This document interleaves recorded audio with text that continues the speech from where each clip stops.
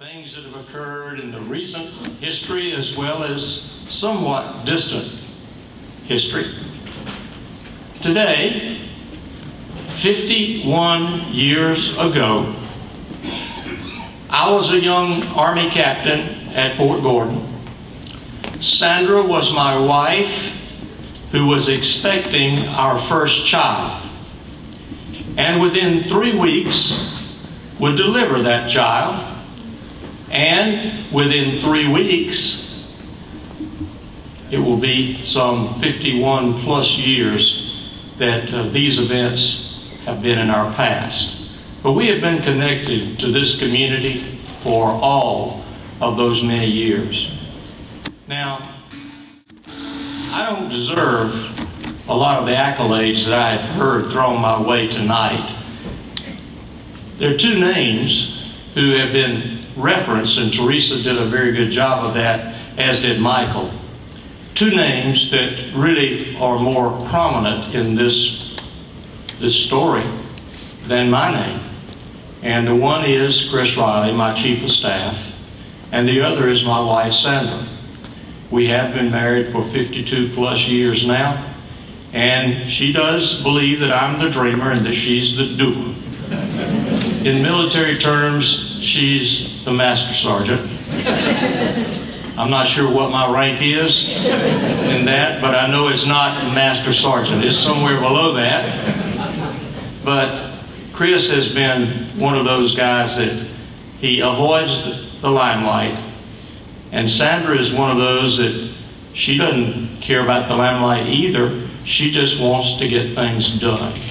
And that's what I think this project here today symbolizes, is a coming together of will, of mind, and of determination to get things done. You know, coincidentally, we're here with the second building, and we're going to cut the ribbon here in just a few minutes. And I'm sure it's pure coincidence that it's 4 days before I leave office. I joked with them on another event that we had that we were celebrating a new place being built and finalized and ribbons cut and all that. And I said, well, and they were remarking about the fact that it was done in such short time frame and that it was right at the end of my term as governor.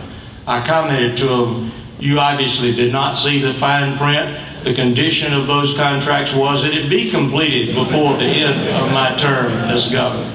But to all of those who've been named and unnamed, who made this happen, I thank you. The people of this state and the children of this state will thank you as well. So it is a good day. Now I think it's though time to tell you why it's so important. It's important from the standpoint of educating people, training them, to giving them skills, but put it in real terms. And Teresa is the numbers person. She does a great job with that. And my staff has put together some numbers that I think are impressive as well. And it is this. On average, it takes 191 days to discover that a business has been hacked. After discovery of this infiltration, it takes another 66 days to implement a plan to repair the damage. Now, is it any wonder that what is going to happen here, and is already happening here, is so important to our world, not just here in Georgia? Now, young people are going to receive the training to be able to shorten those time frames, to hopefully be able to prevent some of those occurrences from actually happening in the first place. And the need for their skills is huge. Let me share some other statistics with you. It has already been published nationwide that there are more than 200,000 cybersecurity jobs that currently remain unfilled. That's 200,000 jobs. And the statistics indicate that in just 2 more years, that number will rise to 500,000 job openings that will be unfilled unless places like this provide the people with the skills to be able to take those jobs. So this is a facility that will have long-term generational effect. Now, I could share with you a lot of other things. Michael has told a great story about the connection between he and me and Charlie Norwood, who was the intermediary between the two of us. Charlie was a great friend. He was a great friend to this community that he represented for many years. Teresa has tied it all together with her comments about Michael, her comments about Chris, her comments about Sandra, and I thank them for that. We talk here tonight about collaboration. Well, we have had collaboration to get this project off the drawing board and get it started. And Calvin, I want to thank you and your team for the great leadership that you have provided. It has been tremendous. It has certainly been a joy for me to watch, and I watched it with pride, I might say.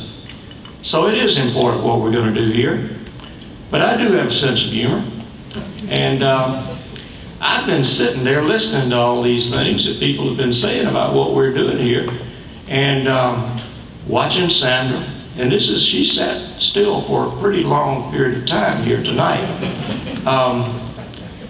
I can't watch a movie because Sandra cannot sit still that long.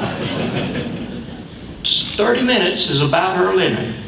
So when I do get her to sit down in front of the television, it's usually one of those 30-minute shows. Now, if it's one of those that's a continuing, she might sit there for the second episode, but it's usually 30 minutes, which means on television, you get to see a lot of mystery shows, a lot of crime shows. You get to see Law and Order. You get to see CSI. And you know, I am one of those that thinks bigger than maybe I should sometimes, but I find that you can tie a lot of things together. I can envision, in fact, that in the not too distant future, we're going to see another show on television that's going to be the GSS. Not CSI, it's going to be GSS, Georgia Cyber Security. And it's going to tell stories about the hacking that has occurred, the hacking that is prevented.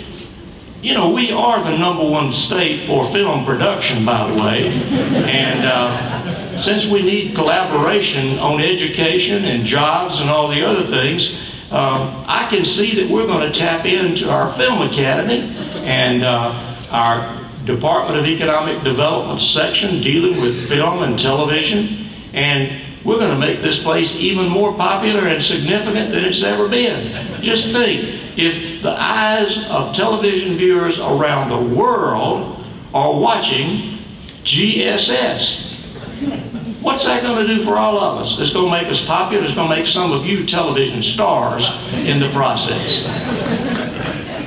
I'm only halfway joking, by the way. In conclusion, though, and it has been a long night, and I am overwhelmed with the response that we've had from all of you to take time to be here tonight. I certainly am overwhelmed by the response that I have had from the speakers that you heard from tonight. And I would say to Mr. Stewart that I think Robert E. Lee would be very proud of you. There you are. Jim, he'd be very proud of you. You've done a great job, and I appreciate your comments. They were very, very thoughtful tonight, as were the other speakers. Thank you all for doing that. But as we conclude the program tonight, and I'm going to turn it back over to Calvin, let me just say to you, I have been honored to be your governor. Sandra has been honored to be the First Lady of this state. And come Monday, we're going to turn it over to somebody else. But I think there are a lot of things that we've been able to do that have planted very deep roots in the red clay of Georgia. They will not be easily disrupted, nor will the people of this state allow them to be destroyed. This is one of those. Dr. Keel, you and your comrades have planted the roots of this facility very, very deep. And it's going to be one that will endure. And I do see the day in the not too distant future when the rest of this property is going to become a part of this facility and the one adjoining here today. So thank you all for being here tonight. Thank you for the honor you give me in allowing me to be a part of this, and to all of you who've had such an important role to play in making this possible. I thank you, Georgians will thank you, and future generations of Georgians will thank you. And you know what? We may even help places like California and Washington, D.C., and the West Coast in general, because they need all the help they can get.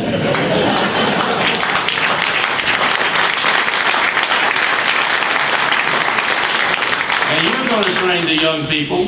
You're going to train the entrepreneurs and give them the opportunity to become the leaders in this very, very important industry in the future. So thank you for all of you being a part of tonight.